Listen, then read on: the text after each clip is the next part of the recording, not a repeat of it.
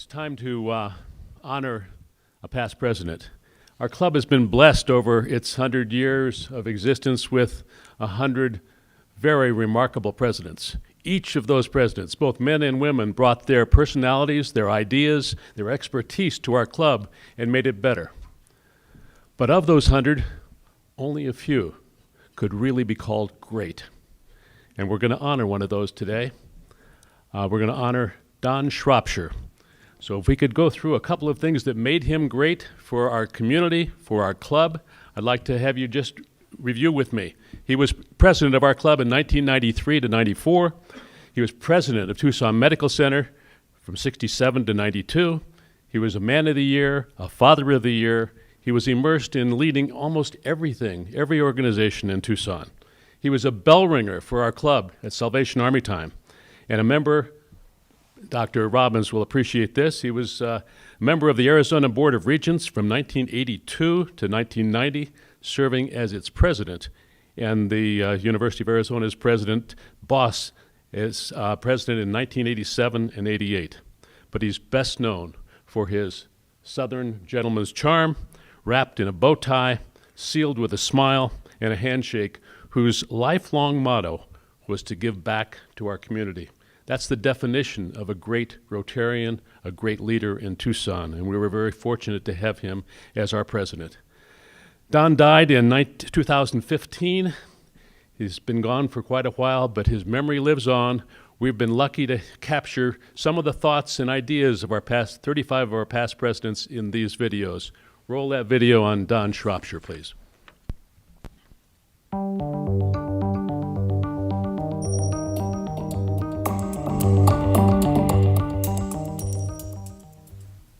I'm down in Shropshire. I served in 93, 94, and those were great times, and fortunately I was retired, but I found out I was working as hard with Rotary as I was at TMC. That's fun. Becoming president is a task that none of us can prepare for. Being head of TMC gave you a certain set of skills, but when you became president of our club and had to run 52 meetings a year, what surprised you about that? What skills did it force you to learn that you didn't have when you became president? Well, one of the things you better learn faster when you're president is your timing. How are you going to squeeze everything that everybody wants to do, including what you want to do, in a very short period of time, and have time for people to eat and enjoy each other? So that requires a bit of skill. I'll tell you, before I accepted the invitation to be a president, I went to Helen Middleton, who was our executive director at that time. I said, Helen, I don't know about your plans, but I've got to know if you're going to be here another year before I tell them if I'm going to be here. Helen said she assured me she'd be around. I said, Helen, I'm with you. So we moved ahead. Tell us about, you were president 16 years ago. As well as nationally. What were the issues that you faced during your year as club president? 93, 94, was there some things that had to get resolved in our club that you had to tackle? Well, in looking back in the years and starting, it seemed to me that one of the things that we need to emphasize because of our mission was simply being aware of what our community is and what its needs are. If you're going to be of service, you've got to know your community. And being sure that we emphasize that was very, very important to me. And I thought that was good, and the programs did that, and our projects did that.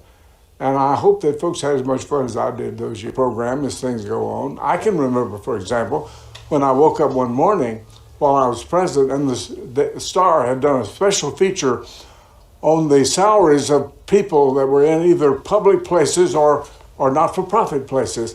How would you like to wake up in the morning and the Star had your salary and the value of all your benefits in the front page of the paper?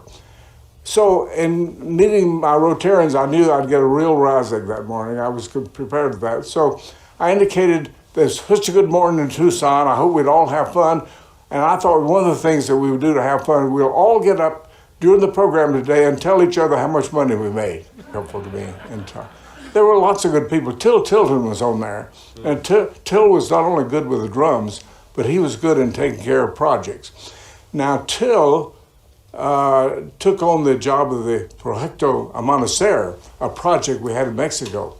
Now, that project started by the interest of Dr. Doug Lowell, a physician in town, who felt that we might be able to go to Mexico and do some things of special value to children, especially children, that would be appropriate to meeting needs and certainly appropriate to the Rotary ideal.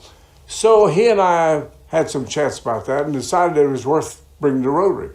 So Till took that on. Then he got in touch with Guard Pierce. Guard Pierce, former district governor, had connection with RI.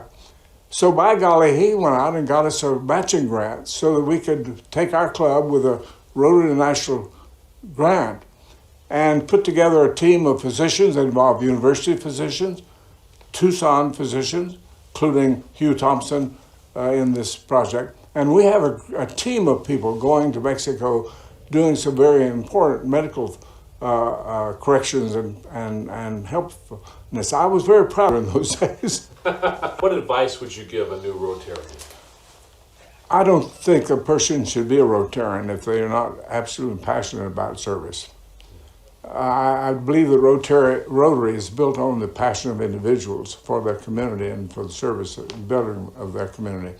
So if they don't have that, they should not be a Rotarian. If they don't have that, they should not try to lead.